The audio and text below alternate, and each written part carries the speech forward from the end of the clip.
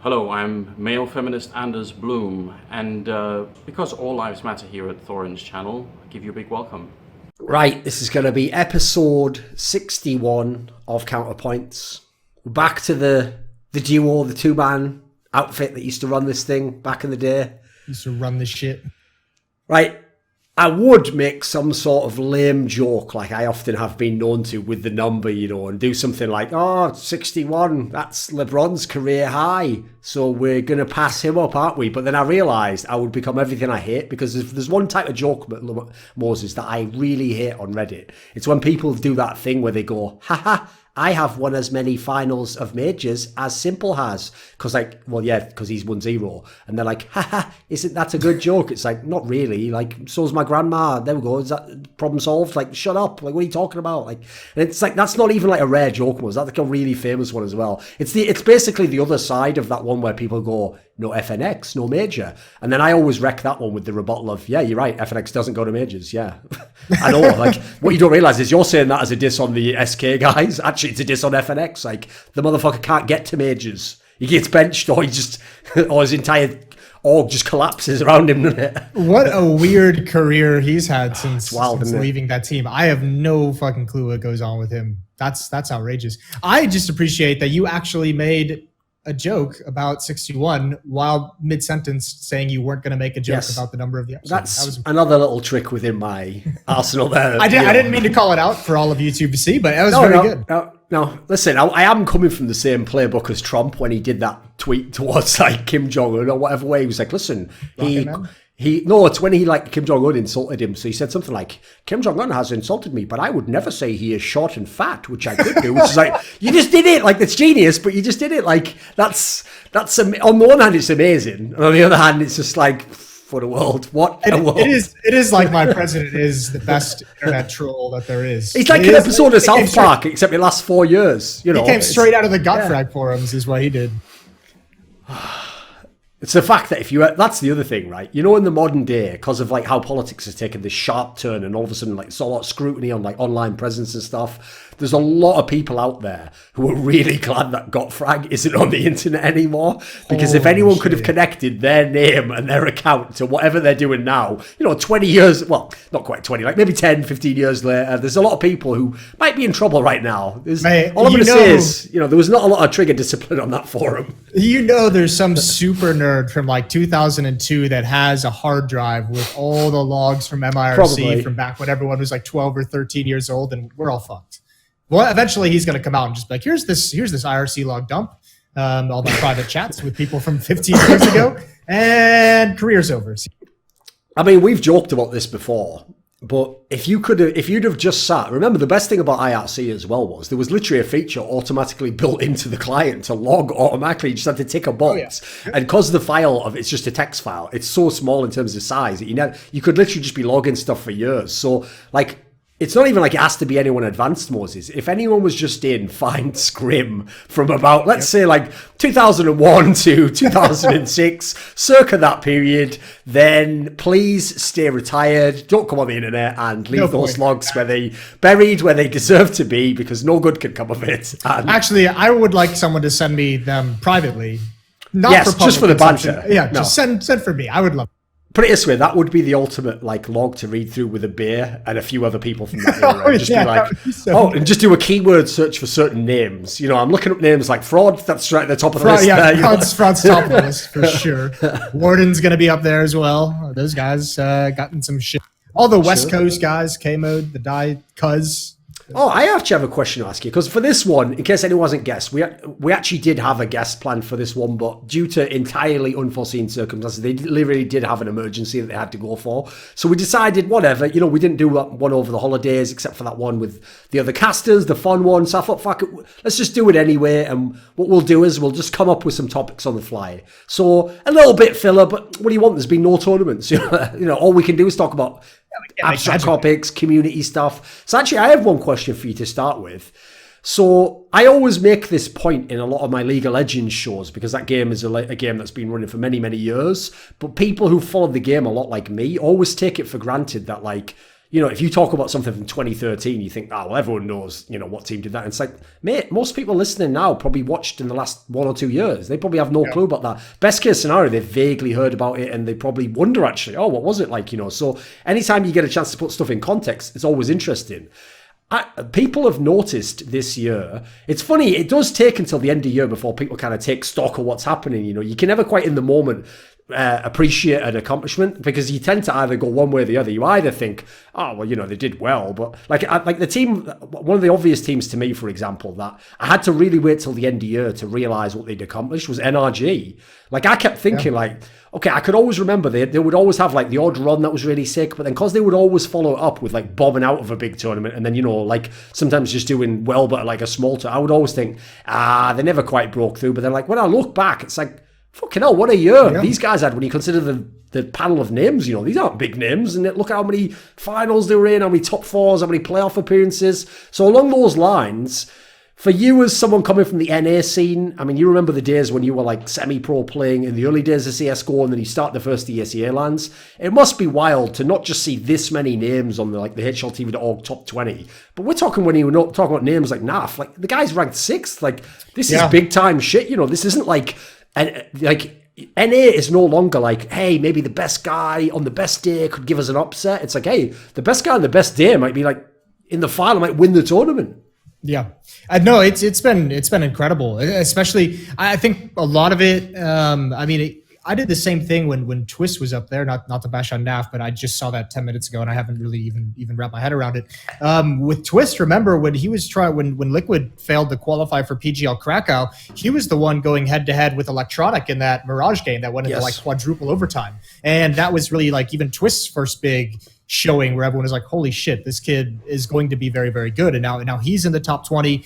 NAF as well from back in the day. I remember NAF and Fugly have always kind of occupied, especially when they first broke out into the scene, like the same space, which is like, this is just like a solid player. Like, he's never going to be anything special, but he's going to get the job done. He plays smart. He doesn't blow up the server, but he does exactly what you need. And then obviously NAF has just kind of developed into this outstanding player. But it is crazy to see so many players that I competed with and against back in 2013 doing this well in the top 20. And you have to kind of point and say there's been an overall, and I've mentioned this a couple times over the years, or many times over the years, is that the bar in NA has just continuously gotten raised. And I think people fail to realize how much better people can play as individuals when the team itself is playing proper Counter-Strike. And you see it a lot with Astralis. What, they have 4 people in the top 20 right now, or is it 3 of them that have been listed, and probably all 5? I think they're all 5 going to be in. All 5 are going to was in as well, yeah. Yep. So I mean, when you play good team Counter-Strike, it's incredible what it can do for your individual game.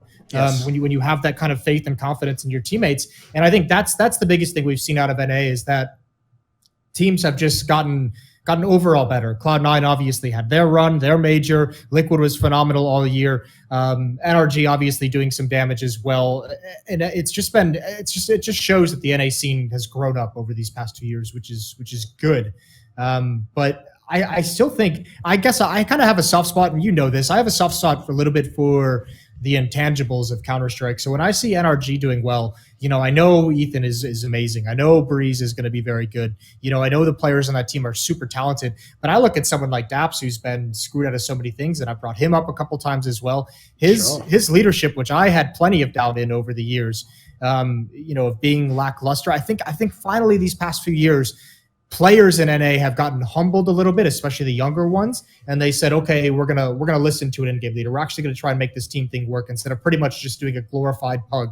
And I think finally Daps, he's like I say all the time, he's not gonna blow your socks off tactically, but he can implement a system and a structure that these young players can thrive in and really kind of learn the game. And I think that's the biggest thing we saw out of NRG. And unfortunately, it is capped. There is the capstone of the fact that they failed to qualify for the London Major, that they failed in some of the most important. But that's pretty standard for teams on the rise as well, is like you get to those high pressure, high impact goals and you kind of fall short under the pressure.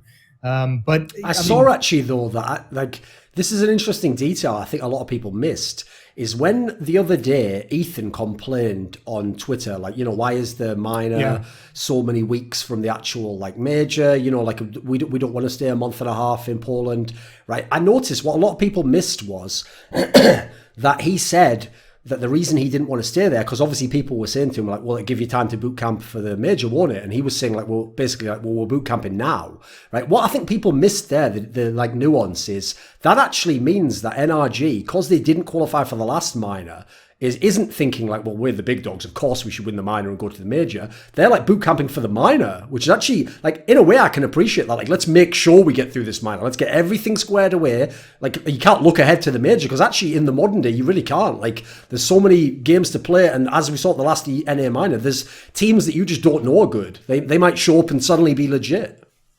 I think also it has to do, it shows, and I posed this question, and I know a bunch of players have done it over the years, is what actually separates the major from a one-off event? And I think the detail I missed when I asked that and kind of supported that idea a little bit too much was it only is that way if you have legend status. Like, the thing that separates the major from every other tournament is the fact that this is like a 6-week long event for some of these teams that have to go through the minor system. So for NRG, I can understand the frustration that Ethan has of having to stay in Poland for potentially that long or do a lot of international trips if they end up going back after qualifying through the minor.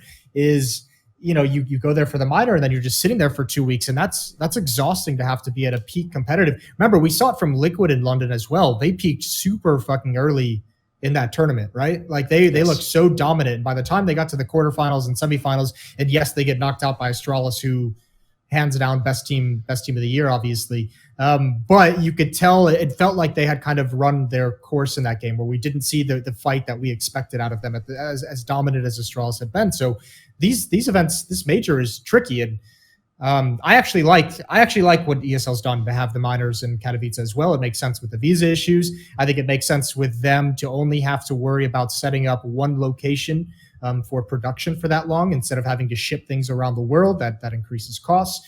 I think it's just kind of better all over the place. But obviously, there's going to be some pushback from the players, and understandably, because I have to go to Poland for the major as well for almost a month. So that's not something I'm super excited for, but I am pumped for the major. But just being away from home that long, it's tough to stay focused and concentrated when you're not around any of your comforts.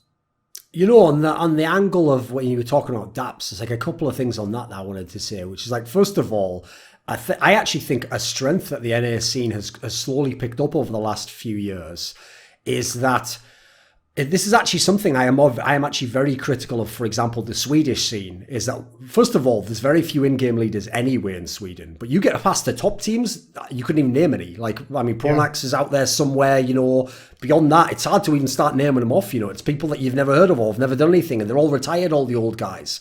Well, actually, I think a strength of the NA scene, because this is something that Denmark has, is in Denmark, they have like a leadership system that goes down like a ladder of them, you know, and you can go like 5-6 deep and they're still real in-game leaders, you know, like Asilia, and you can keep going down like people we had on our show. And because of that, when a player comes up through their scene, it's like when I did this interview with Hunden, right? I made the whole interview structured around players he'd played with, because no joke, like, if you can list off like 40 Danish players from the last 4 years, he's had almost all of them in his teams over the years. Like, he's literally, the whole point is, like, he's almost their first point of contact. Like, they learn to play in a team with him, they learn the concept of tactics, roles, etc. Then they go to whoever it might be. It might be Asilian next, it might be Snappy next, it might be MSL next. And it's the idea is, like, not only are you raising talent, but you're sort of doing what you'd hope is like a traditional sports structure. You got the coaching, you know, and you go through levels. And so the idea is you don't join the top team because you're really skilled, but then have to, like, imagine some kid joining, like, let's say I could find a kid, right, who had amazing numbers, like his jump, his run, his throw, but he's never played in an actual team before. He tries to join an NFL team. Like, they wouldn't even recruit him because they'd be like, what, you never played any system before? No, you'll have to catch up. It'll be too much. Yeah. Well, I mean, it's almost like having a, you know, it's exactly like that. Like, where you start in like the Pee-wees and then you go to like middle school and you play in your team there. Then you're in high school and then you go to college and whatever. It's kind of like a really makeshift version of that, right? Where you have to go through the Pee-wees when you're playing with, Hunden and ESEA advanced here. I don't even know what the fuck. And then you go to MDL, and then you go to a pro team, and then you're at the majors. So I think it is kind of creating that ladder. More importantly, I think especially with the example of the Swedish scene, and you could lump the French scene in there and even tie in the American region, because it's kind of what I blamed a lot of the early failures on, is I think it just shows the importance of having your current veterans and your current players able to pass on that knowledge and have new players constantly filtering in. Because remember, when CSGO started, part of the reason why I always said North America sucks so bad is because all of our pros from 1.6 and Source and everything, they all retired. There was one team, and it was that like dynamic squad. It was nothing. It was Sean Garris, although Sean didn't even play at a super high level at 1.6. So you have all these.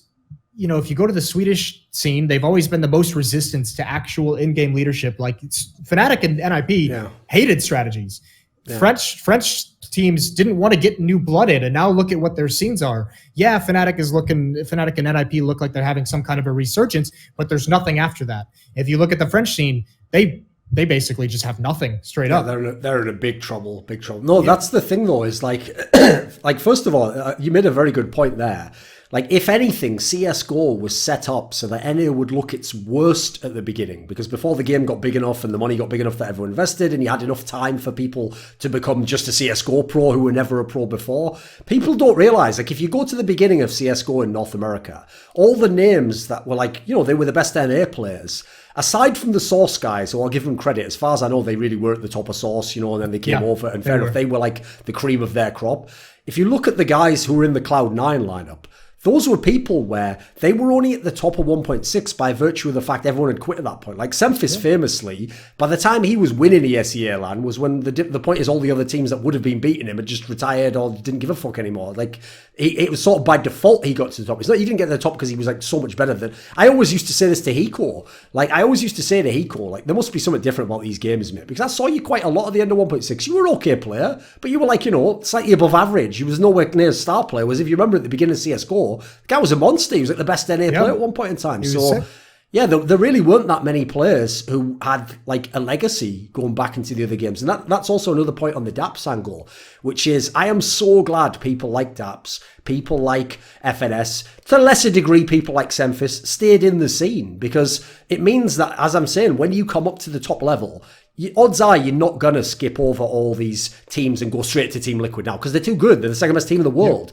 Instead, you're going to have to play with Semphis as a teammate. You're going to have to play under FNS. You're going to have to play, if you're lucky actually at this point in time, with DAPS, But these guys sticking around, that's a big part of it. I mean, when you talk about Twists, you have to wonder how much of his evolution, at least in small part, I mean, he was in a Sean Guest team. I mean, I imagine if he's in just another random team that's at the bottom of Invite, it probably takes a lot longer to get to the top. Well, and Automatic in his HLTV interview as well kind of shouted out that Nihilum roster and playing with Valence, who's now the coach of Cloud9 with Automatic. But, I mean, you look at that, and, I mean, Nihilum was just a fucking cash grab. I don't think anyone even remembers when that team was formed. That was just like, here is a bunch of money, play under this banner for 3 months. Oh, the money's run out. Thanks for that, but here's cash. So, I mean, you have those kind of influences, and Valens is one that no one at the time would have pointed out and been like, this guy is going to be a positive influence. This guy knows how to develop a player and everything. So that's super cool. And yeah, I just think it's so important to have that structure of having teams and players who can be impactful at the top scene of CSGO, and then passing that down within your region, whether it's North America, whether it's Europe or the individual countries, Asia. And I mean, that's why you see it's so difficult. I mean, especially for like, the Asians who still struggle to have a breakout team, Australia, whose best team transplanted across the world to get opportunities. So they don't the problem with that is, like, in the short term they fixed their own problem, but they actually made the problem for the Australian scene worse, because as you see, the Australian scene now is irrelevant, unfortunately, except obviously now you have like the Greyhound teams doing some things, but they sort of just reset everything. That's always the problem in that scenario. Is like, it's kind of like the example I gave. I did a video on this topic. Like, as much as it's a great thing that you can get all these like one-off superstars from countries, so like obviously I don't want Nico to have to only play in a team that's like Bosnians and Serbians and Croatian, because he's never going to be a good player. But at the same time, there's the people in the middle of that. Like, the difference there is the Bosnians could never tell me like, hey, you've stolen Nico. It's like, come on guys, you were never close. It's the people who are like, it's like they're just good enough that it hurts them. Like, obviously that example is like, if Ents could have Sonny, now we're talking about a team that could be so much more. Norway having any team with those players they have in that region. Again, like, that's the rough thing on that one. It's like, on the one hand, you get the player to a better career, but the scene hasn't come with him, unfortunately. It's like left behind in a way. Yeah, that is kind of a strange thing. I think that would be an interesting concept to see if he would ever return there. I didn't realize he said in an interview that him and Alu are very close, which I didn't really know about. I guess it's to be expected that they're both fit. Sure. But I mean, he really looks up to Alu in a way, which is good. I actually think that's a super cool project of what Alu's done as well, going back to Ents. Because remember, he had that time where he joined them and then he left. That was go to NIP at the time, or no, FaZe? He went to NIP first, then FaZe after, and then he was briefly in that optic team with like Mixwell and Magisk and that like bizarre European lineup that everyone forgets about that one. That didn't exist. I felt like it was like a ride out the contract situation. Let's just grab a bunch of people who just have weird contracts. But yeah, now back in Ents, which is awesome, and grow the Finnish scene, which is obviously going really well for them. They just signed Red Bull. Congratulations, not to shout out to. And obviously, like I said on Reddit, by the way, when that was announced, like finally the most obvious like sponsor opportunity of all time has been completed. 5 years in the making. I mean, we can circle this back because we opened this talking about IRC in the good old days. You want to talk about NRG? I said this last year during the first EPL season when I was in Copenhagen. You have to give a shout out. I mean, because we were talking about GMs a little bit before the show went live, to the GM of NRG, which is Derek Trong, who is an old NI 1.6 player who was at the top for a while. I don't think he played in CSGO, but he was kind of around.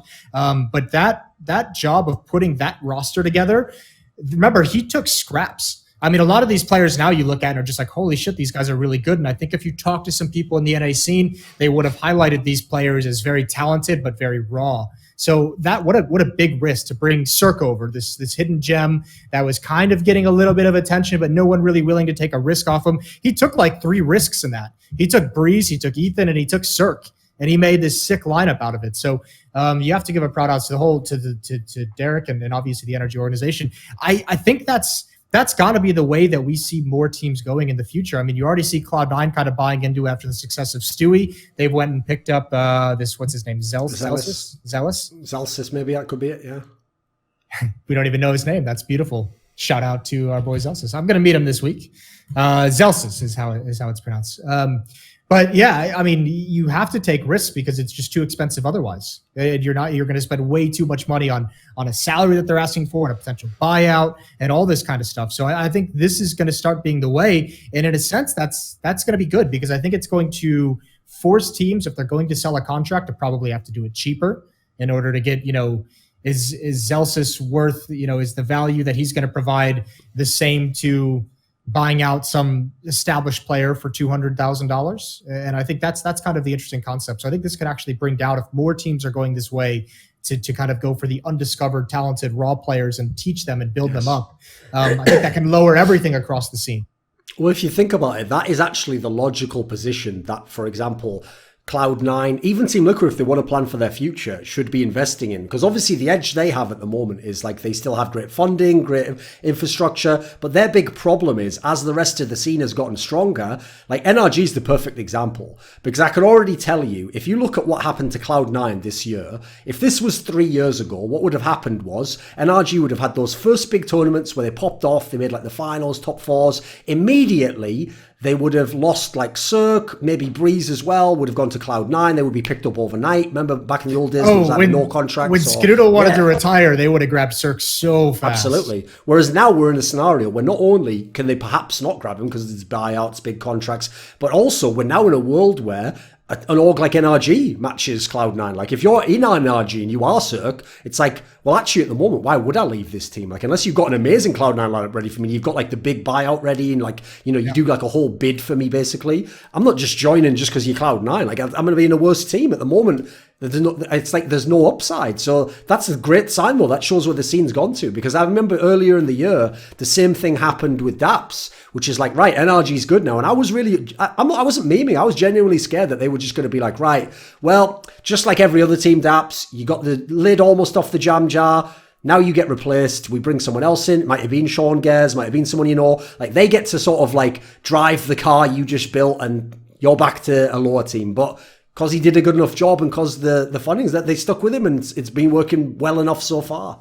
And by the way, for anyone who doesn't know, again, to give a bit of context, like Daps is someone where I didn't know if he'd make it to this level because he has a very weird aspect to his personality where if you ever talk to him, he never comes off like a guy who has any confidence. Like he doesn't sound like depressed or whatever, but he just sounds like lost. He's like a Mr. Magoo. He's not like, put it this way, he's never the guy who'll like even privately talk shit on people or say like we're going to be better than them or like we shouldn't have lost to them, we would be like, it's never that guy. So as a result, I always wondered if he'd have issues in leadership in that sense, because for me, if you go back like a year and a half now to when I knew Cloud9 was going to have to make roster moves. That's why at the time I recommended FNS, because FNS and Daps are in a similar position, like two people who've been veterans, they've been near the top. You know, if you give them some talent, they both can make teams. You've even seen it now with FNS and E United. Like the difference is though, I didn't know if they either would properly make the jump. I thought it was worth the gamble, because again, you have to pick someone. There's no in-game leaders left. Sean Gez isn't coming back at the moment, boys. So you got to pick someone, but the fact is Daps, you just got to give him props. I wouldn't have expected it. I think because I agree with that on Daps. I think his leadership would, like, I don't think he'd be able to handle a Stewie. I think he got the right personality types put out with. Yes, yeah. NRG is made up of players who are very reserved in comparison to their Cloud9 and Liquid,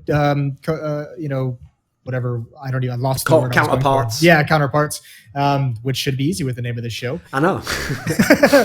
But no, I mean, you have quiet people. You know, Ethan's not, some kind of intense, emotional, aggressive kind of guy. Neither is Cirque, neither is Breeze. These are guys who will go with the flow and who will listen and just kind of do it. And maybe that changes. You never know how that's going to change. Like, what happens if next year Ethan's the one who's having like a NAF-like performance? What if he's a stud at the major and they get like top 4, and then Ethan just continues on this tear and becomes a star? Not saying that, this is likely, but you never know how being like that star player and getting all that attention can change. Like all of a sudden Ethan's like, oh, I'm the shit on this team. Like, look, I just had an MVP performance to a top 4 finish. We're going to do things my way. It'll be interesting to see if that power dynamic changes at all. But I guess that's the problem in every esports team, I would imagine, at the moment.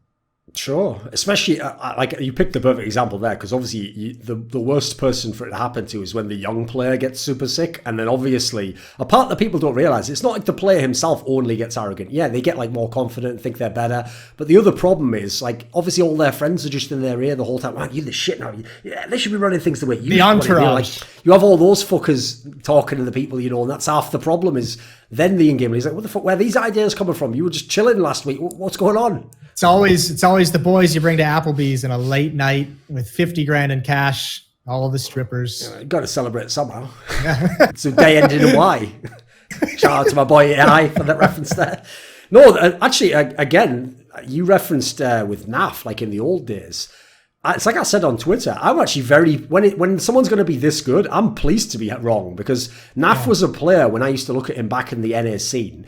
To give people a contrast, if you'd have gone back like 2 or 3 years and said to someone, which of these two players will be better in 2 or 3 years, Nitro or NAF? It's hands down. People would be like, if I had to pick which one could be the best NA player, I'm taking Nitro all day. Like he was the one, like, he was almost groomed for that. He was the person who was like the player in waiting. We're all just waiting for him to keep showing us more. Meanwhile, NAF, he had his own issues where like he was never like an insanely popular guy. Clearly isn't that great at networking. If you look at some of the like circuitous path he had to take through his career, it's not like people wanted to play with him initially. He basically just had to do it the hard way and come through all these different evolutions of different teams where he played different roles, and then finally end up as this finished product who, as we've alluded to in the beginning, has way exceeded expectations. Good. To give, was it the same ESEA LAN? Because that was, I remember NAF, when people first started kind of talking about him, he had a great performance. Was he on Denial at the time? I think it was Denial just before they became Team Liquid, I think. Yeah, and they had just beat Cloud9, and I think that was the event where Nitro was playing for iBuyPower when he was filling in, where they had that weird, right. They had that weird thing where they had like cut Dazed and Seal right before the major. Just before the ban, yeah. Yeah, and just before the ban. And Nitro joined them for the major, and they bombed, but then he came back to, I think it was the same ESEA LAN that came up next, where he dropped like something like 35 kills on Fnatic on cash. And that was like the start of Nitro being like, holy shit, another one. So, I mean, they both kind of had their breakout performances in a way at the same event, but NAF really cooled off and was quiet up until that E-League Season 2 with Optic. Well, that was actually also, if you remember, where that bizarre scenario happened, where because when they made the quote-unquote NA super team, which was basically I Buy Power with Dazed and Hiko back in the lineup, like Dazed rejoining and then Hiko was going to join instead of Steel, you know, and the concept at the time was like, let's make like a team that, it was actually, this is why it's so sad that that's exactly when all the band stuff kicked in, because the whole logic was, it's not like Hiko and Dazed are best pals, like they'd been in teams before and had massive arguments. What they literally both did though, the thing I've respected about both of them and why I was friendly with both of them, is they both had the mentality, unlike Cloud9 at the time, of like, you know what, fuck it, even if we don't like each other, let's agree, you're the best in-game leader, I'm the best player, let's just fucking play together, let's just try and win a major, like let's just make it about the result, not the like experience, you know, it's not about whether we get along. And so that obviously was a cool idea, but the problem was, because it ended up being that Nitro was the one who got bumped from this, and he thought he was going to be in because he was buds with Swag, and you know, he thought, right, this is my team, I'm going to be in it. If you remember, that's when he famously made a tweet or something where he basically just said like, I think I might just quit. And that's when I made like a YouTube video at the time. It was one of my early Thorin's thoughts that was like, come on, man, don't quit. Like, you know, you got to stick with it. Like, if you stick with it one day, you'll be the one who's in position to be a star player and all the rest of it. Now, I will give actually Nitro a lot of credit there, in as much as in those early days when Adren retired and they were going through the period when Team Liquid started to have all that success with Simple. If you remember, that was when like part of it was the coach could be the in-game leader. So, okay, we had like James and Peacemaker were helping. And then obviously after that, they initially tried Hiko, and then Nitro did it briefly, and they swapped the role around of in-game leader. Now, at the time, Nitro did it a couple of times where he was like, for a month, I'm going to be the in-game leader, and then at the end of the month, it's like, yeah, actually, I don't like that anymore, so I'm quitting that. He used to be my go-to example of what I hate, which is when people who are otherwise good players sort of just waste a month and a half of everyone's time, when the real option was we're going to have to get an in-game leader in. Fair play to him, because he did exactly what you said, Moses. He didn't just take over. He actually, at some point in time, I'd love to know when it was, just decided, I am an in-game leader now. I'm never going back. Like, it doesn't matter if we kick someone, if someone does badly. I'm just the in-game leader now. And I don't think it's a coincidence that his best in-game leading is like over a year, 2 years after he started doing the role. Like, it makes sense. It takes a while to get leveled up at that fucking role. I think when you initially say that you're going to make the switch into being an in-game leader, and especially when he wavered on it a couple of times, I don't think he fully understood exactly what would go into the job. This is what I would imagine. I haven't spoken to him about this, but that's when like you're like, all right, I'm the in-game leader, and you join a server and you're having a script and you're just calling strategies and nothing's working. People are listening, and it gets frustrating. And I think it probably took Zeus joining that roster and showing him, no, this is how we're going to build our rounds. This is how we're going to practice. And when he finally bought into it, and he probably started watching a few more demos, and he probably started doing a little bit more studying and research and time on his own, thinking about it and everything like that, that's when you can kind of hold a practice and say, this is something I want to incorporate, this strategy or this set of smokes, and we can attack this location. And once you actually practice it and you call it in a scrim or a match, and it actually works because people know what they're doing and not everyone's just running around like headless chicken, then you start to feel a little bit better. And I think you can talk to every in-game leader, and we've had a number of them on this show, and they've all mentioned this. There is that same feeling you get when like you win like a 1-on-2 clutch as the star player. You get as an in-game leader when you make the perfect call, when you make a strategic decision in a call, when you read something that you'd seen would come and you call a strategy and it gives your team a win. You get that same kind of adrenaline rush, sure. Although it's a little bit more private, right? Because, I mean, the other players don't necessarily always acknowledge it, especially in the heat of the moment, but you get that same rush. And I think eventually that's got to be pretty addictive as well. I know all the in-game leaders I've talked to love that side of the in-game leadership role. That's one of the reasons why so many of them refuse to quit. Like, it used to be back in the day. The reason why I always used to say, I totally understand why God be in existence, they don't just retire as players and become coaches, is because back then, coaches were a new thing. So you didn't get paid very much. You could be fired very quickly, and there was no job security, basically. The difference is nowadays, we're at the point now where if you're hanging on and you're in like a tier 3 team and you used to be a legendary in-game leader, now it's time to just become a coach, mate. Like, you can get paid enough.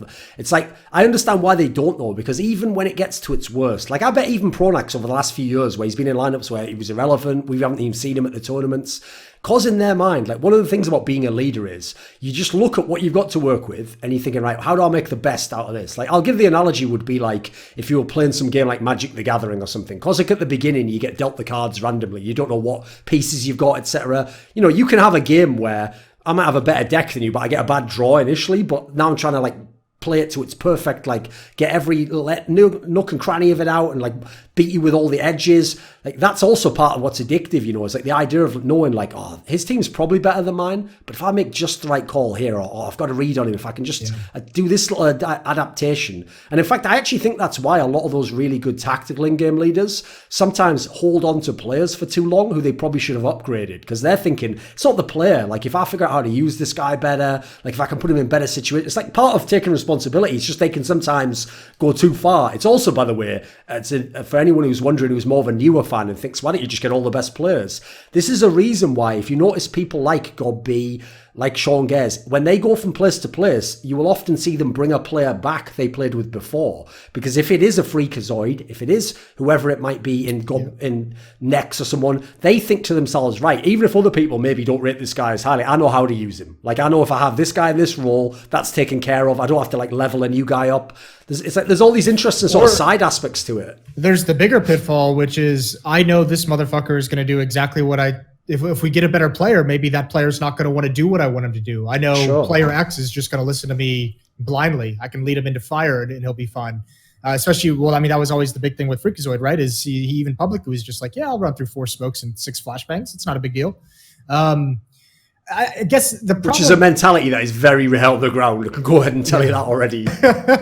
I guess the problem would be, because I think the biggest part about people transitioning into coaching would be it's not necessarily like a sexy job, you know? Like if you're a player that's going to be retiring or stepping down, you're probably looking at like streaming would be your first option, and you're looking at guys like Shroud, you're looking at guys, you know, all the top streamers, and being like, look how much money they're making. I can just stream myself playing Counter-Strike and video games, which is pretty interesting. But I guess the other thing comes down to, because I've had discussions with a number of players about this, just because I've been interested, and I know Yanko's given his interviews after leaving MIBR, is there's a different set of expectations of what a coach's function and role should be, and how much of it should be what, from player to player, team to team. I mean, this is maybe just a good question for you. If you had 100%, obviously, how much are you portioning out for strategy, for, you know, emotional and player management, for travel management, for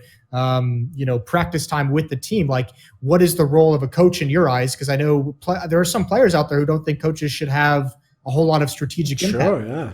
Well, that's actually part of the issue for me, is like, I think the difference between how things used to be and how I hope they are now and will be in the future is I would like the order of things to be that rather than the players say, we want this coach, it's like the org are the one who pick the coach. Because if the org pick the coach, then they're already telling you, you know, we're taking responsibility for this hire, which means we think this person is worth it, which means hopefully we can commit to him and give him a bit of power and a bit of responsibility. And depending on his particular skill set and our team's personnel, some teams, actually, you would want the coach to have big tactical input, especially if you've got young players, you know, players who don't know what they're doing, or, for example, a greener in-game leader like Nitro, as we said there, you know, you'd want that guy to have a big amount of impact.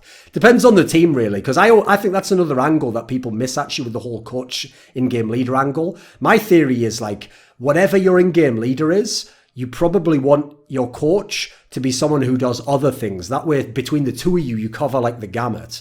So that's why I taught, like I'll give you the example is, I always used to ask people, why do they keep Roban as the coach of FaZe? Like, I know him from 1.6, I know he was an in-game leader, and I've no doubt I've no doubt as a veteran, he probably gives great advice to players and can be like a bigger brother figure. And, you know, maybe if some of them are a bit reckless in the partying scenario, can keep them under control. These are all really valuable things. But I always used to think, like, why doesn't he, you know, get another guy he can sort of powwow with over tactics and like go really in depth? But what I found out basically was, for someone like Carrigan, that was the perfect coach, because that way Carrigan was going to get left in his world to do with the in-game leading aspect exactly the way he wanted it. And then this other guy took care of the aspects maybe Carrigan isn't as good with, like being a bigger brother, like taking care, you know, things that he doesn't want to do. He wants to just be the leader and he wants to just call the game. So, like, from my perspective, it's those two factors. Like, one, you want to spread out the tasks, because nobody should have all the tasks on themselves. That's why it used to be bullshit back in the day when the in-game leader was basically the coach as well. But at the same time, I actually hope that, and the manager, now that we know there are really good coaches, like obvious examples like Zeus, etc., someone like Zeus is now,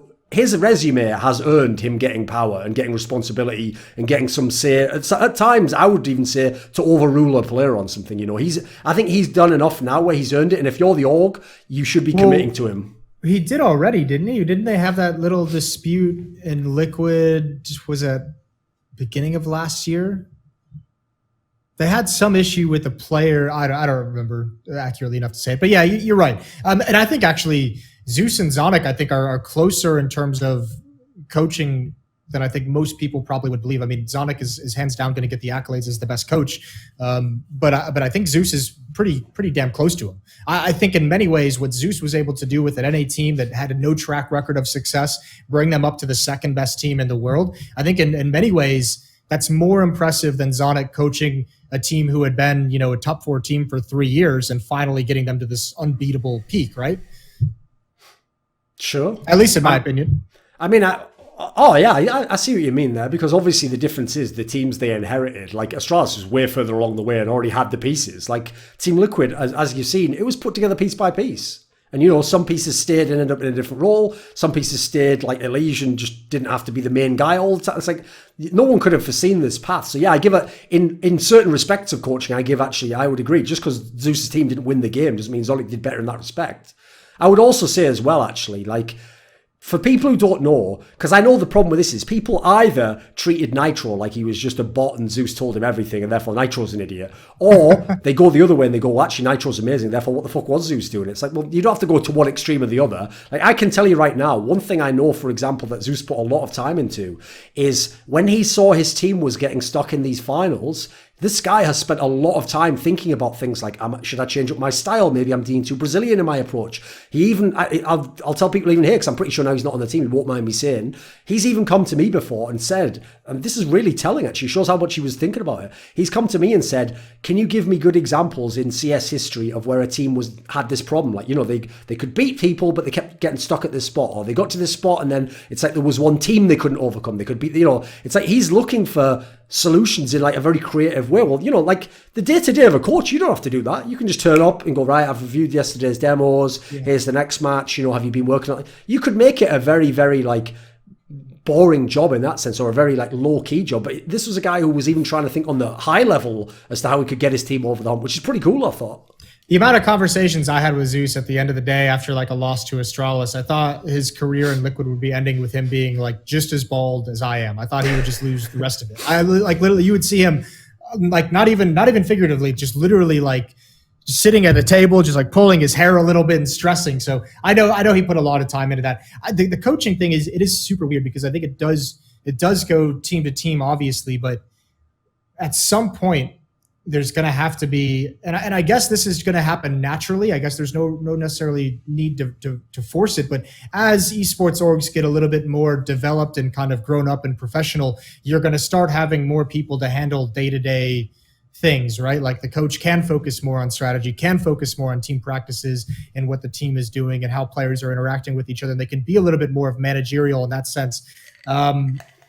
Once they get some pieces around them to take care of some of the more organizational related stuff. I mean, I don't know necessarily how it works in traditional sports, but I know Zeus had a big hand in a lot of the Liquid organizational stuff that the CSGO team was involved in as well. So once those things kind of start taking off their plate, I think we will see more strategic coaches. And obviously as players retire, yes, we're going to see more and more strategy influencing coaches.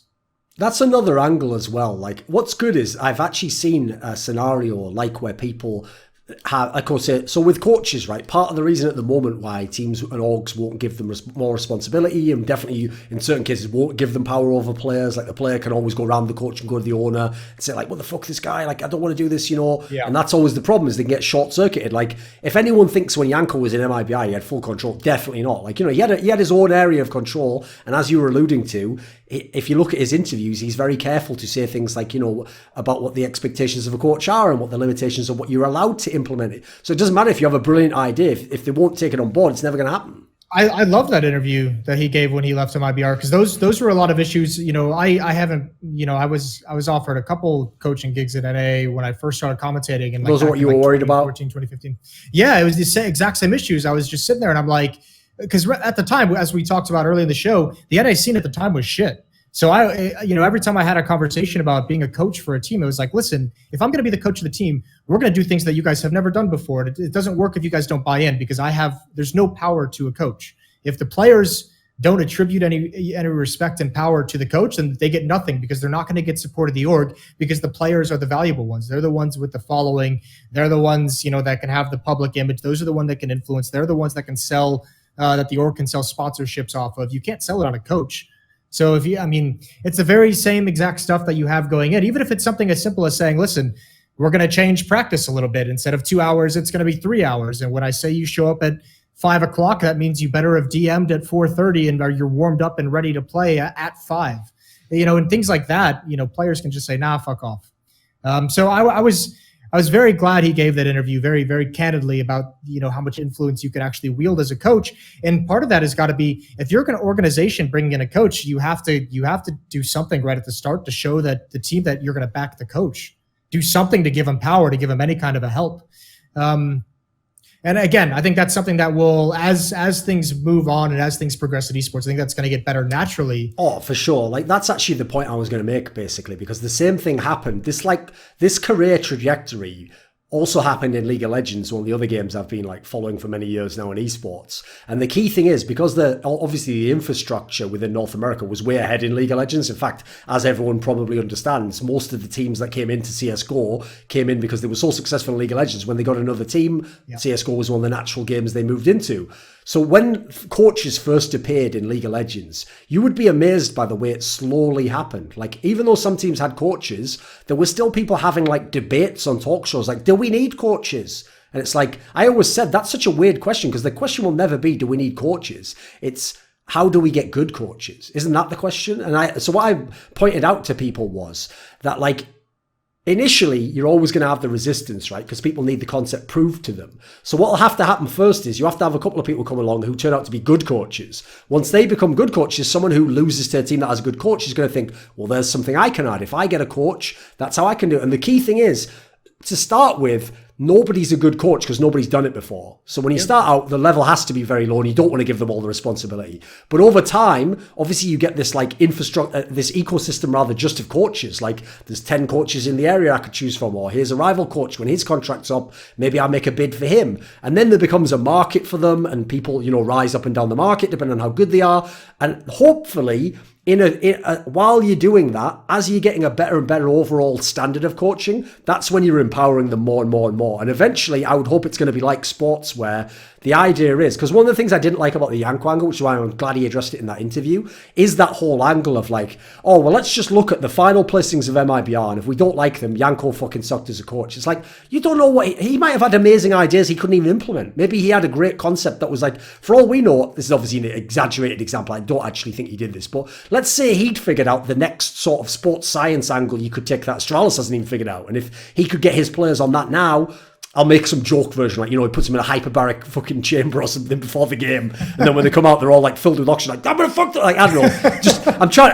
I guess what I was doing there, clearly, I was remembering the original Street Fighter movie, and I was trying to make Fur into fucking Blanca or whatever. Yeah, so that was what I was imagining. Sort of was just to make the old. Obviously, you have to time it before he's on T side of overpass and some map where he has to score balls deep. So no, in that analogy, I want it to be one day that I actually could say this coach should be fired because of the results, because I know that he had the opportunity to put everything he wanted into place, and he really did implement. And then I know that it was him who failed, as well as the players obviously did badly in the game. But I'd like it if we were at the sports point where that was a real thing. And I actually hope with cases like Zeus coming back now, I think part of the reason why it's perfect for Zeus to come back to not SK but MIBR now is because when he went, it was so clear that you know what, yeah, they respected what he did, but they didn't think he was essential. That's the key part. And in fact, if you saw the interviews over the years, you've never once heard them say I wish we had Zeus back if they were in a bad fit. They always thought they could get out of problems themselves. But I think what you've seen is even the teams that are resistant, because you can only get away with it for so long by winning, that's the only thing that'll let the org never make you get the coach. Eventually, everyone's going to have to accept that this is going to be a thing because it's someone else to help you. It's the old, two heads are better than one. Well, if all these people are good, of course you want more people who are good helping you. I think, well, especially with MIBR, I think it's the interesting part of not only them having a coach, but them having a coach who's not Brazilian. Because I do think that the Brazilians have a certain culture that they operate in amongst themselves that is so difficult for outsiders to come in and be able to influence change if you're not part of that culture. So I think Yanko had kind of a double stack of difficulty where not only did he have to coach this team who was probably going to be pretty set in their ways and change things, and how they wanted to play, but they all culturally, they all hang out together and they have their own way of handling different situations, and it's not the same as it is over in Serbia. It's not the same here. And by the way, you get the same thing in North American teams. I remember when I played for a West Coast team back in the day, the culture difference between an East Coast team and a West Coast team was like different countries. And it's just different the way they do those things. Now, the funny part is Yanko is going to have to go to FaZe, which I put this tweet out that he was the final boss of coaching. He's about to go into a team, and Yanko likes to preach hard. So on one hand, you've got Yanko who preaches hard work, discipline, self-control, practice harder, as hard as possible, so that when it comes game time, you play down to your level or you play up to your level of practice. Okay. And then you have Nico giving interviews 2 years ago or a year and a half ago where he's like, yeah, we don't really like to practice. We use matches as our practice. We feel like that's when we get the most. We learn the most about our team is when it's a live tournament environment. And it's just like, well, here's a clash of styles. Here we go. Roll the dice. It's like someone saying like, oh, I want to make this boy band that I've got that's really successful. Like I want to like really level them up. And then you come in like, right, music theory 101. And they're like, what the fuck? Like, don't I just sing and like go, at the end of singing? Like, no, you have to learn. We're going to start at the bottom. We're going to break you all down. More about the dancing anyways. That's true. It is to some degree. No, the other thing is as well, by the way, another reason I am actually quite sure is behind why Zeus is coming back, just because of the way pro players think. Like, think of how top teams and top players think. Like, I've given this example in the past, that part of the reason why it took even some of the best teams in the world quite a while to really accept the idea that Astralis is just the best team now and what they're doing is the correct way to play is because so many of them still had it in their brain of like, I've beaten these guys so many times. Like, I don't know. Like, I know the FaZe guys, because Astralis got to the top right after FaZe had like lost Olaf. I know they were still thinking deep down, if we get Olaf back, though, we fuck these guys up. This will be like last year, we'll be the ones that beat them, Well, it's the same with like pro players in this scenario. So, like, I guarantee one of the other reasons why Zeus was very appealing to get back is, you know how many fucking times his Liquid teams have beaten that core that he left, the SK MIBR core? It's a lot of times now. So that's a great way to have some swagger when you come back into a team like, oh, hey guys. Yeah, well, when I beat you in the majority of the times we ever played over those 2 years, even though I was with a bunch of, Yankees and you guys were all still with like major champions and that, like, yeah, I kind of know what I'm talking about, Cold Zeri, so like I'd even be throwing that, like obviously he's not going to do this because he's a good guy, but I'd even be throwing that in, like some classic, obviously I'm going down some sort of like Adam Sandler movie type approach, like Happy Gilmore, where if Cold Zeri's like, yeah, I don't like that, man, I'm like, really? Worked against you and, throw in some random tournament, I don't know, EPL Season 8 semi-finals, I was calling that shit against you all day long. You couldn't do anything. It's like, yeah, okay, you got a point. I think Zeus is smart enough to hold it back like during a practice, but definitely when they're like having a drink or at the end of the day or going out to dinner, he's gonna just fucking ram them over that kind of shit. Oh, that was one thing, by the way, I actually really did appreciate about Zeus. This is something that you'll like, actually. When I first ever met the guy, when he was in Luminosity, and this was in the early days of them going to like Western tournaments, etc. One of the first things he said to me was like, you're an asshole, but I like you. And I was like, fair enough. And then one of the reasons, obviously, at the time why he would have thought I was an asshole is because being in the Brazilian teams, people know they had a bit of like they have a bit of a victim complex. If anything happens, they always think it's us against the world. Everyone's hoping we lose. Everyone's hating on us. It's like, actually, dude, most people aren't. Like, most people, maybe get triggered by your fans and do that. Sure, that's a reason to root against you. It's the same reason I root against the Patriots. I actually think Tom Brady and Bill Belichick are fucking amazing. But I love to see Patriot fans lose, obviously, because it's just so satisfying. Like, they get so salty, So as a result, even though I acknowledge the greatness, obviously I pull against the team for that one reason. But in similar fashion, right, I always said to Zeus, like, to be fair, mate, you couldn't understand it when you were in the team, but now you're not in the team. You do sort of see it, right? And I know that now, like, put it this way, the amount of times I've seen them in a friendly manner talking mad shit to each other before games is amazing. Like, I would just be sat back like, holy shit, like with my feet up almost, like, let's see where this one. And then all I would do was No, I would literally just wait there, and then every now and then I would just sort of like shit stir a bit more, like, yeah, what happens if you play the same, like shit like that, like, yeah, but Zeus, are they even going to meet him? Aren't they playing Na'Vi first? And they'd be like, yeah, that's right, and then Na'Vi's going to beat you. Like, I was like the hype man or some shit, Pulling pins out of the grenade and just handing him to Zeus. Exactly. And like, here you go, buddy. Another one. No, I mean, it was funny. I remember having, at Cologne, I was talking to a couple different teams, and I told them all, I was just like, guys, Astralis is the best team in the world, and they're going to end this. They're going to end this year as the number one team, and they're going to just be dominant. Like there's none of you guys are even close to being able to beat Astralis at the moment. And they all said no. They were like, no, that's not true at all. Astralis is going to collapse. We're going to see it happen.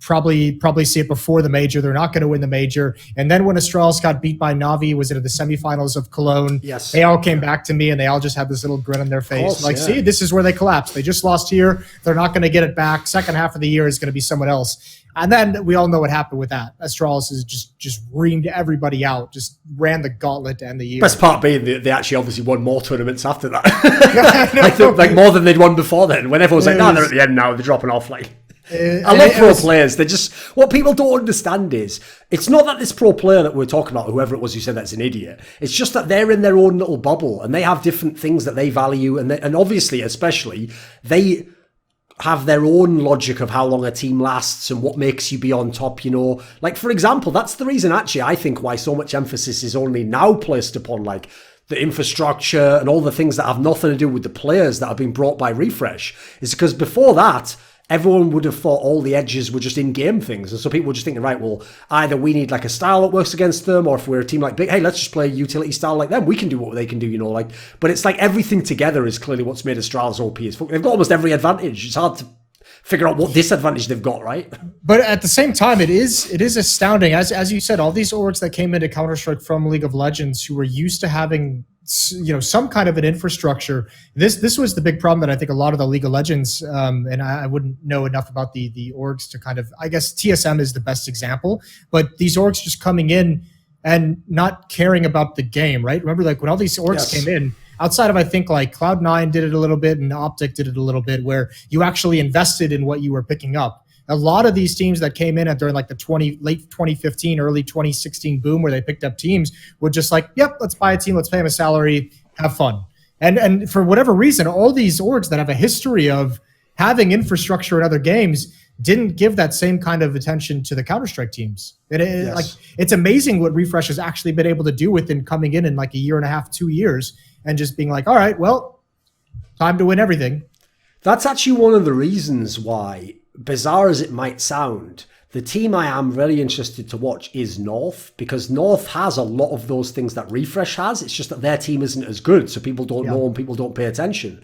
Like, there was a North guy on Twitter when I was arguing with Lurpus over this whole thing of like, should pros be like dieting and eating right and exercising and seeing the sports psychology, basically going to like the maximum level of what you could do to be prepared. And the reason I was arguing against it is, like you said with the FaZe example before, or if you bring up any of the French teams, these guys just aren't going to do it. Like, they're going to push back, not just like a little bit, they're going to push back super hard. Some of them probably would even say, I'd rather be in a different team if I have to go that far, because you're asking them to go from like a fun environment where you might win to one where it's like give up everything and hopefully you're the best. It's like there's a lot of people, a lot of fans might think a lot of players would take that deal. There's a lot of players wouldn't like that deal, actually. They want to win and have the free time and sort of slack off a bit. I think the irony of that, though, is I think long-term players would like it more. I think if you, like, maybe not some of the regimented stuff, but if you start taking things away from the players and strip down what they have to do as players, is all you have to do is practice and compete. And all you have to focus on is the game. We're going to take care of everything else. We're going to have a coach and a staff that's going to give you a sheet with tendencies of all the opponents you'll go again. This is how they defend. This is how they attack. We're going to have a sheet that has all the different times that you need to be at a sponsor obligation at an event or whatever. And all you have to do is focus on the game. Because think about, I thought about this and I likened it to us as commentators. The organization that most of us enjoy working for most is eLeague. Just if you take out, some of like the political things and everything like that, when you go to eLeague, They're just like, all right, we're going to have a car pick you up. You're going to show up. You're going to get here at this time. You're going to have nothing to do for an hour. And then you're going to have a meeting. And then you're going to have breakfast. Sure. And then you're going to have this. And we know everything that happens for a 5-day stretch weeks in advance of actually arriving in Atlanta. And that's not the case of any other organizer. But all we have to do is go in, and they have a production team that tells us what graphics they want to make, what stories they want to hit, because they're well-versed in Counter-Strike at this point. Imagine if you had that as a player, where it's just like, your match is at this time. We're going to practice and warm up at this time. We're going to practice this day. You have a sponsor obligation here. You can do whatever the fuck else you want. You have to go to the gym here, and then you have 10 hours throughout the day that's unscheduled that you can do whatever you want. I think players would probably enjoy that more to a certain degree. Now, there is the situation at the moment where there's teams that have players who are just like, here is your salary for the month. We ask nothing of you. So that's got to be pretty cool too, in all fairness. Sure. Well, that's why I say at the moment, like, obviously one day, if the game continues and the investment continues, we will naturally have to be in a position similar to that. And you'll only basically be able to get away with misbehaving then if you are a mega, mega, mega superstar. And actually, you see in current traditional sports, they're even actually starting to crack down on that. Like, if you are some Odell Beckham Jr. guy and you're a bit like, or some of the guys for the Dallas Cowboys and you party a bit too much, it's starting to get so that even they're going to get in trouble, But like, that's the difference is they were such high status. They, it's like that scenario of like the team doesn't want to kick them and put a sub in, so it's hard to bench them. They've got their own ridiculous version of scaled up version of what you were talking about before with the NA teams back in the day. But generally, obviously, we are going to move towards it. It's just that the reason why I can sympathize with the players is that's why when Lurpus made that point about like he thinks that it's ridiculous that that's not the standard, because here's the thing, objectively he's right. Like, if every team wanted to win and be as efficient as possible and make their players the best players they could be, everyone would adopt these standards tomorrow. But the point is, like, that is a utopian vision. That's an idealistic vision that wouldn't even be implemented by some teams if they could now. Because, for example, as cool as it is for someone to be the guy who practices 1 million hours, plays his absolute best, there's also something cool about the guy who's just very good and he practices sometimes, he doesn't practice the rest of the time. The best example ever, right? Okay, this is the classic NBA example that everyone has, is that was actually what was at the core of the argument between Kobe and Shaq, was that Kobe was the guy who thought you should work as much as possible, and that way, if you lose, right, well, I did everything I could and I'm going to keep working to improve. Shaq's philosophy was like, I'm already amazing, and yeah, maybe I could be like 5% better. But whatever, isn't it better to be 95% good and fuck around a bit? And it's like, if you're Kobe, you'd be like, well, no, that 5%'s everything. But if you're Shaq, you're like, yeah, that 5% is everything. I want to be like sick and have an awesome life. So the problem with that one is it's a personality difference. I can't blame either of them because I think each one of them took the right path for themselves in a way. Yeah, but I mean, that's a flawed example in the sense that Shaq was like 6'7". He was obscenely good, yeah. 300 pounds. Like, when you have such a physical advantage, you don't really need to practice. You're just like, listen, I tower over everyone. But the difference is he could also have been a bit better. Yeah. Like, for example, supposedly some of his injuries. Free throws might have been, could have been another improved. one. Yeah. There's another example. Like, here's the thing. In his own way, he was being a bit selfish. It's just that, like, I can understand people who want a happy medium. He's probably the extreme end of it because he sometimes even admitted, like, he's not. It's only when he retired he obviously said this. But I remember seeing an interview where he actually said, like, the whole reason he didn't go hard in the summer is because that's when he was just eating like burgers and cakes and shit. It was like, yeah, this is off season, isn't it? Like, and in fact, his logic. This is how different people's mentality can be, Moses. This would be a great example for Lurpus. Is when they would win the championship, Kobe would go, well, of course I'm going to practice even harder because I want to win next year. Shaq would go, well, we just won the championship. Why are we working hard? Like, we're already the best. It's like, we get a week off. It's the way people can interpret the same exact scenario, like 180 degrees direction. Like, it's mad, isn't it? Listen, all I know. Do you want to know something? You'll appreciate this. When they did an interview last year, Kobe and Shaq did a sit-down interview. Yeah. Shaq even said in the interview, plus another thing was, I knew I had you in the gym working super hard anyway, so I didn't need to work. And the Kobe's just looking at him like, you motherfucker.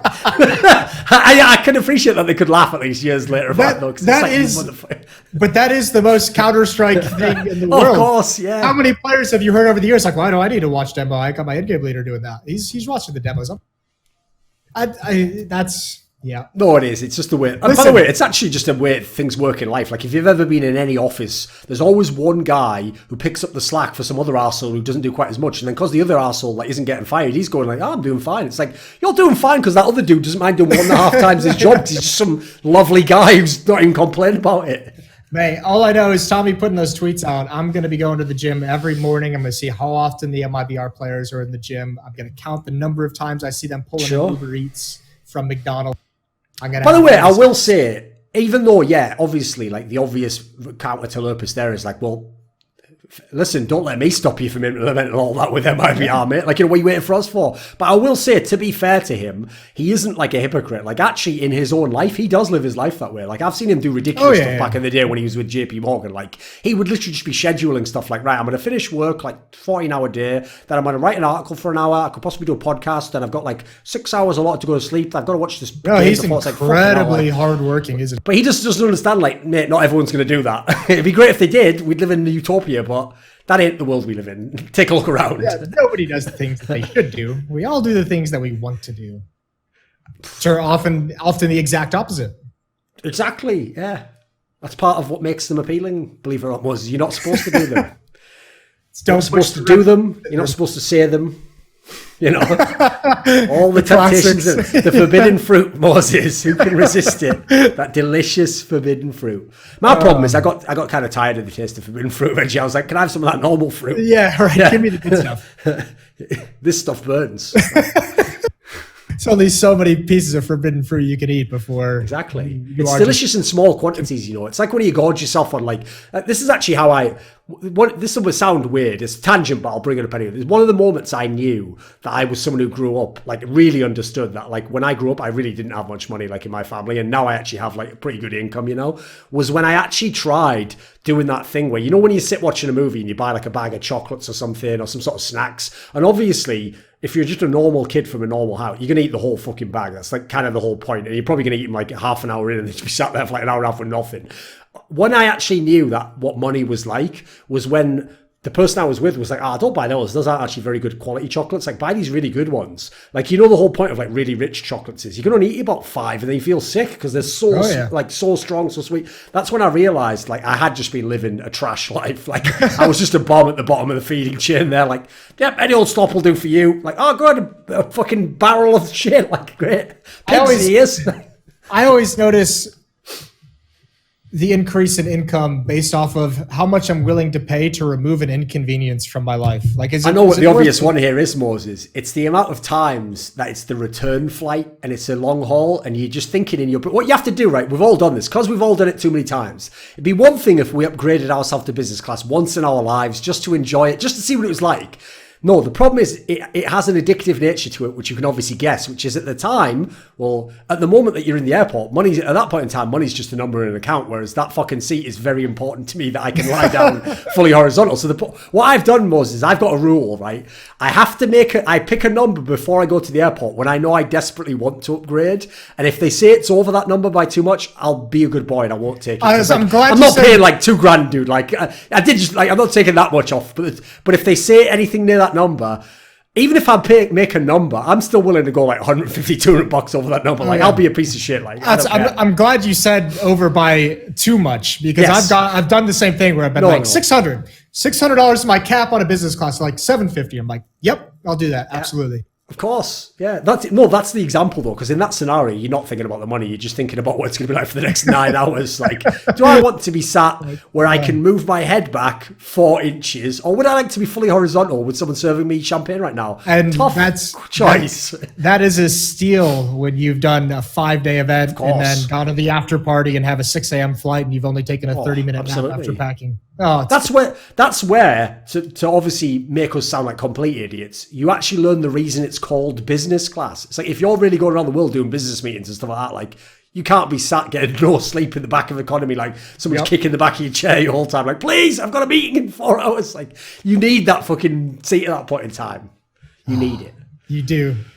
That's why I could obviously just say, I would obviously say something ridiculous now, like, imagine if all the event scale was business class, but like, they don't want to hear that. They ain't looking to hear that. Yeah, no, they don't like that at all.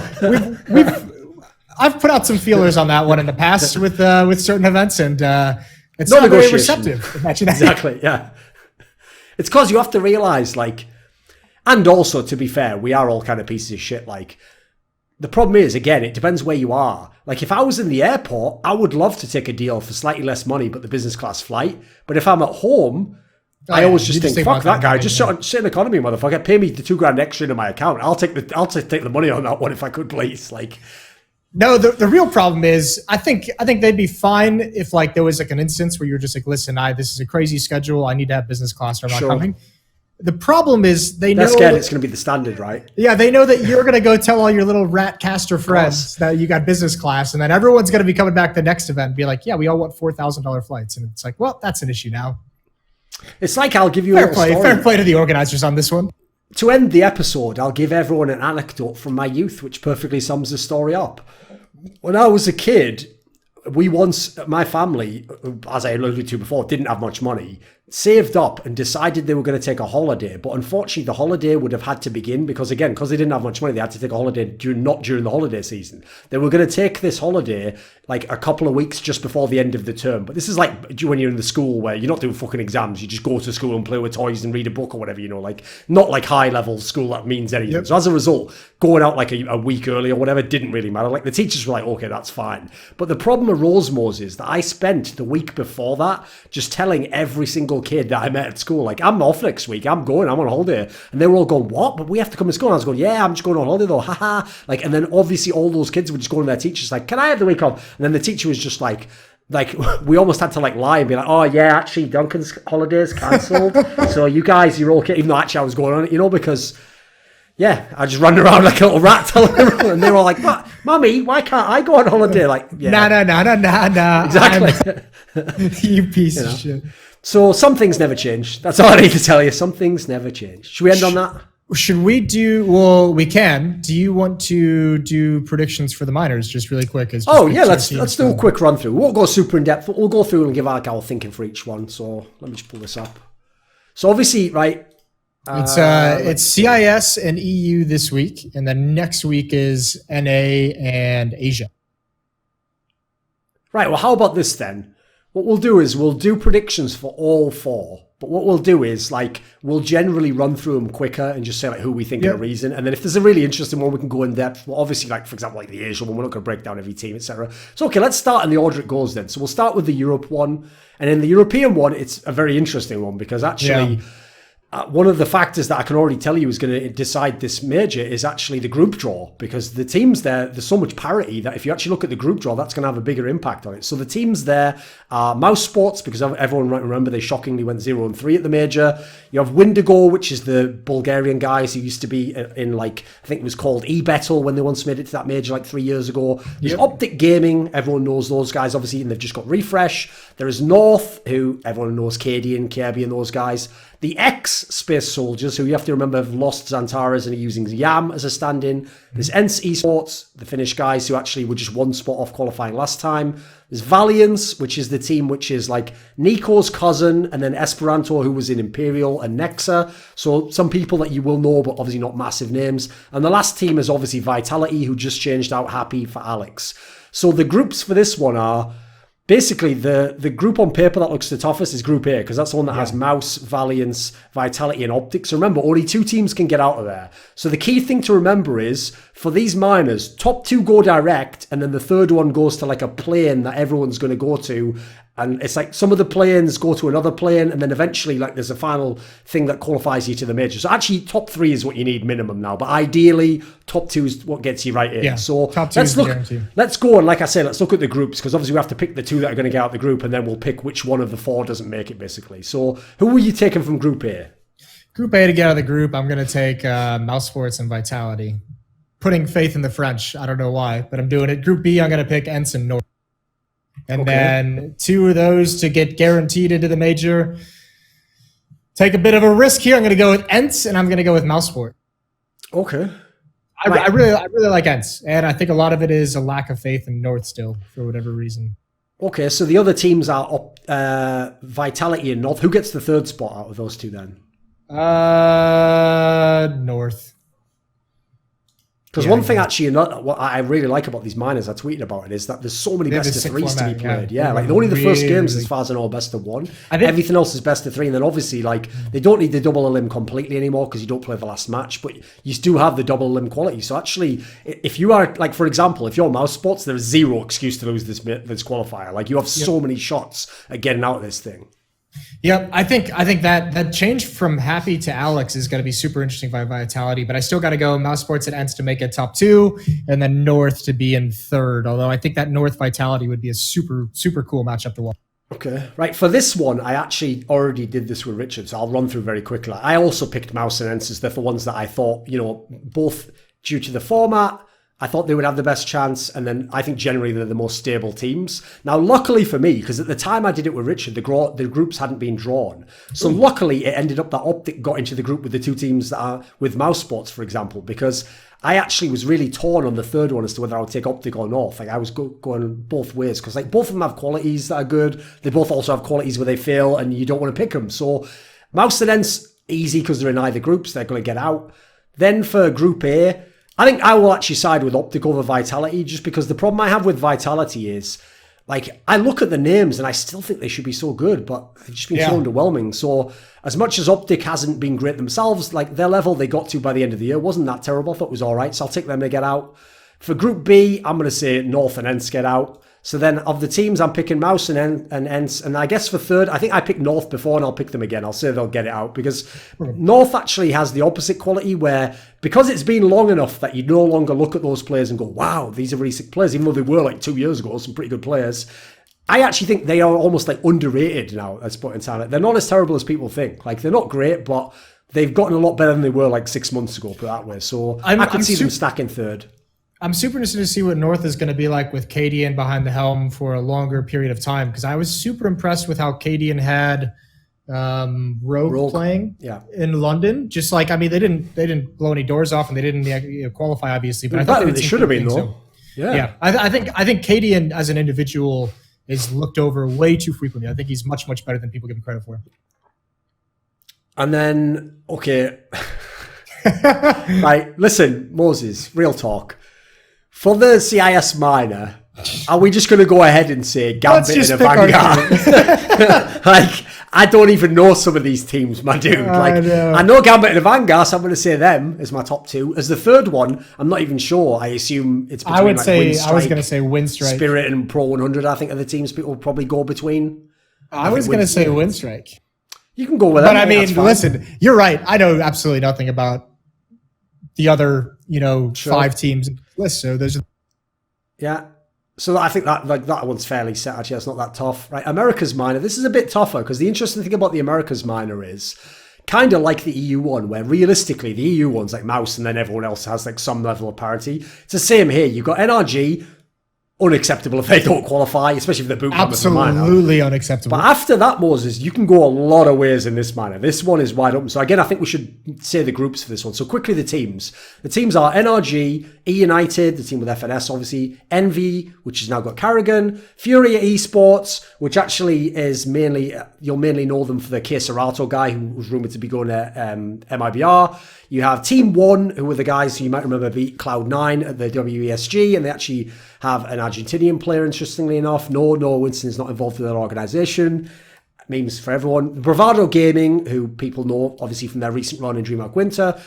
INTZ, who actually is the team with a lot of names you will know. They have KNG, they have Yell, they have Cello, they have a whole bunch of people who used to be in Luminosity, basically.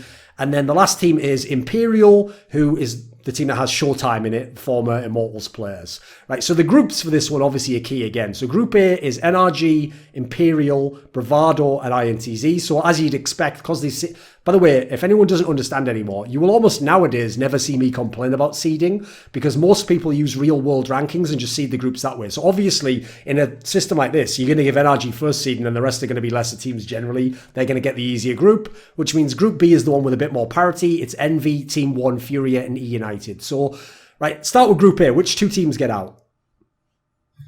NRG obviously is going to get out. I think after that, you kind of have to go with. I'm going to say INTZ because I think at this level, I think with some of the teams that are in there, I think that they're going to come in with the pug style. We know fucking Kanji loves chaos. I think Yell is pretty good at this level of play as well. I think they're going to be fine. INTZ will get out second behind NRG. Okay, right for this one, I'm going to take NRG and. See, it's between Bravado and INTZ. I'm tempted to say take INT as well. Like, I know some of those Brazilian teams haven't played that well, but I'm not really like buying the hype that Bravado's just legit already because they had like one decent result. So I'll take those two. What about Group B? Who do you want out of this one? Fuck. This is a tough one, I have to say. Yeah, I'm gonna take E United and I don't want that. I'll take E United and NV. Although I don't think it's that big of a stretch that Team One could actually. I don't even know if I'd call that an upset, but I don't think it's a stretch that Team One could make it. But I'll go with NV. Just comfort of names. Yeah, I have to say this group is a bloodbath because when you remember, well, that there'll be some best of threes in the group. Well, these fucking things can go anywhere. I mean, some of these teams probably don't even have a proper map pool. So as much as everyone wants to meme on Envy, I think they're good enough to get out of this group. They've got the quality there. Carrigan knows what he's doing. Sure, it's a tough task, but the pieces are there to get out of here. I think we'll know early on when we see Envy play when you have Cutler and JDM. We're going to see exactly how far past their prime they are, I think, going into that game. That'll show up very quickly. The key for me in their team is clearly, if JDM can come in and just show a decent level, Carrigan's exactly the guy I'd want to have no experience but be able to use him. Like, I could see him being able to figure out how to use that guy and get the most out of him, especially because it's a short-term project. That's the best part. Carrigan knows he's probably not here the long-term, so it's all about what can I do today. You're not building something like, this won't work today, but, maybe 6 months will be good. Like, no, he knows that this is the mission. Get out of the group. Get out of the minor. I'm just worried. I hope we see a different JDM than the one that was just like useless outside of the AWP. Like, he's always had that problem throughout his career where he wasn't great with pistols, wasn't great with rifles, wasn't great with SMGs. He could AWP. That's what he would do, is he could AWP. And I think they're in for a world of hurt if he hasn't developed the other skill sets. For this one, I'll just take the two NA teams basically. Right. So the question is then, which. So presumably NRG is going to win the minor, right? I assume you're going to take that? Yep. So who comes second and who comes third? Taking E United second. And I will take INTZ as third. Shout out to my boy KNG. Indeed. So, obviously I have NRG winning it. Second or third? That's where it really depends on Envy. Because I agree with you. I think E United on paper should be good. But then again, I could also see them. Like, this is one of the first times they've ever been at a tournament where they had any pressure. Like, I could see them being the ones that fuck it up a bit. So it's between E United and Envy. I'll say United second and Envy third. I'm not going to take INTZ to make it, but whatever. Like, it's a wash at that point in time. Like, we're splitting hairs. Like, I mean, I noticed this with I noticed this with all the second and third tier Brazilian teams, is that they can actually, for whatever reason, they find some kind of like magic in the chaos of not. They do tend to beat NA teams, I have to say. Yeah. I don't know why. I don't know what it is. Can't beat anyone else, but love playing an NA team. Love those NA guys. It's almost like the only thing they can rally around is like, listen, we're not going to make it anywhere, but let's at least ruin the tournament for these poor bastards from America. But at least we can take them down. America. Exactly. So, okay, what about the Asia minor? Because, well, I have to say, you know what? I was condescending earlier because I was alluding to the Asia minor and the CIS minor. Who gives a fuck? The actual level at the Asia minor is not a joke now, is it? The amount of teams I recognise here is legit. I recognise the names of the teams. Some of the players, I don't. So, okay, here we have the two teams from Oceania. So we have Greyhound, everyone saw them at the IEMs. We have Renegades, obviously. Then we have two Chinese teams. We have Vici, which was the team which was like Zorking. Used to be Savage, but he's not on the team anymore. You have CyberZen, which is Savage, because they actually split those teams up. It used to be Vici CyberZen, if you remember. And that's the team that has TB as well, who used to be in Tai Lu. Then you have Korean teams. So you have the one that you know, which is MVP, which is the old 1.6 guys. Then you have Gosu, who I'm actually not familiar with any of them except the HSK guy, who I think actually played with MVP earlier. And then you have the two teams who I'm going to go ahead and say I expect the least from, which is you have the team from Thailand called Beyond Esports, don't know them. And you have a team which is from Israel, believe it or not, and has Amy, the former NRG coach. I have to say, I don't really understand how an Israeli team is in the Asia minor.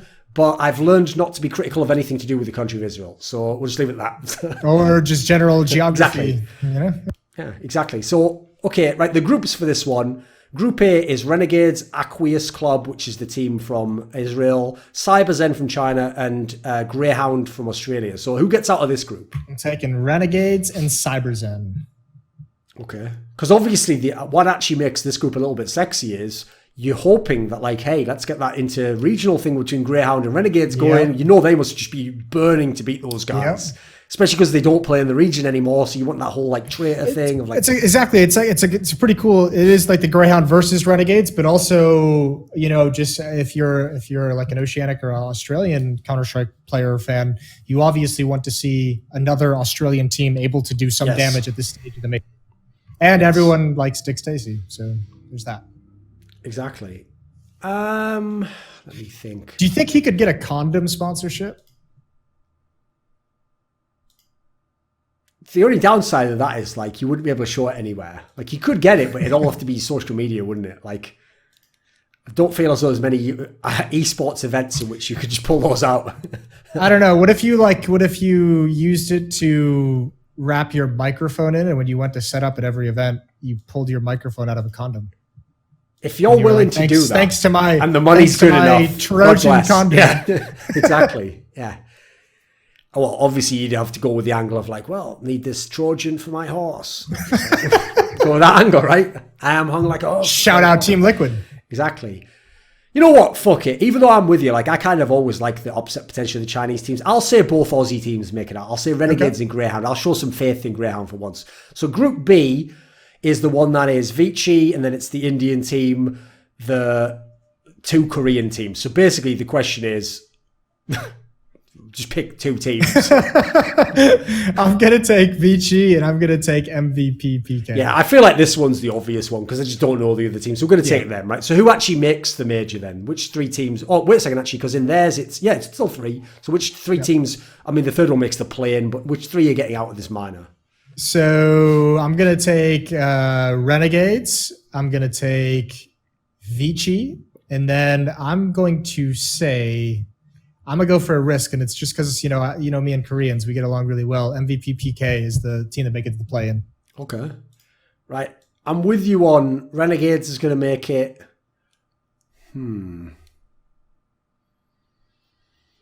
This one's, I think this one's more of a toss-up. I think you could go many ways on this one.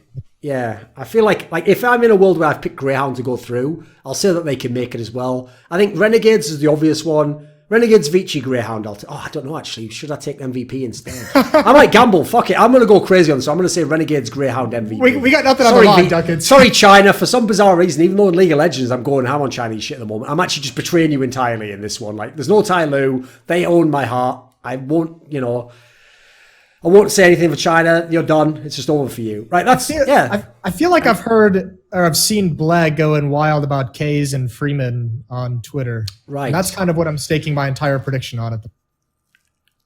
So if it's wrong, I just get to beat up Blag.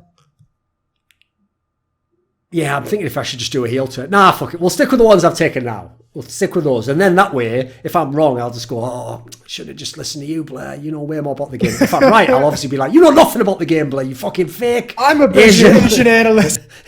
Exactly. I am the premier Asian analyst now, Blair. This video was kindly supported by Dean Tanglis, Andreas Snazore Westerlund, Gardner Wilson, OllieJ, Tobias Bernasconi, NateDOhDoubleG, James Harding, Kyla Harris, Travis Greb, Daniel Yordanov, Tristan Jones, and a special thanks goes out to Jerky's Minion.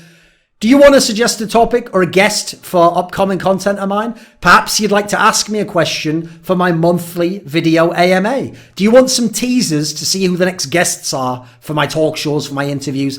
Maybe you'd like to take part in a monthly esports discussion with yours truly. Well, put your money where your mouth is at the Patreon link in the description box below and join the Scrilluminati today.